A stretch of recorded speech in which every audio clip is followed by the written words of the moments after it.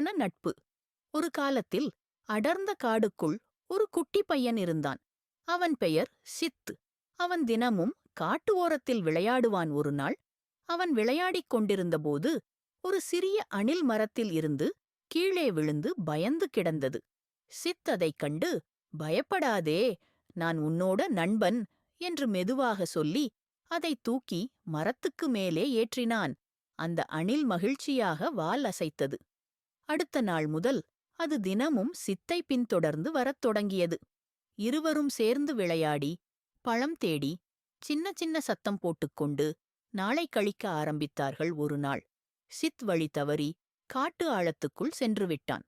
அவன் அழுது கொண்டு இருந்தபோது அந்த அணில் தன் நண்பன் பிரச்சினையில் இருப்பதை உணர்ந்து மற்ற அணில்களையும் கூட்டிக் கொண்டு வந்தது. எல்லாரும் சேர்ந்து ஒலி செய்து துள்ளித் துள்ளி சித் வரும் பாதையைக் காட்டினார்கள். இறுதியில் சித் பாதுகாப்பாக வீட்டை அடைந்தான். அவன் சிரித்து, நண்பன் பெரியவனா சிறியவனா என்று இல்லை, உண்மையா உதவுறவன்தான் பெரியவன் என்று சொன்னான்.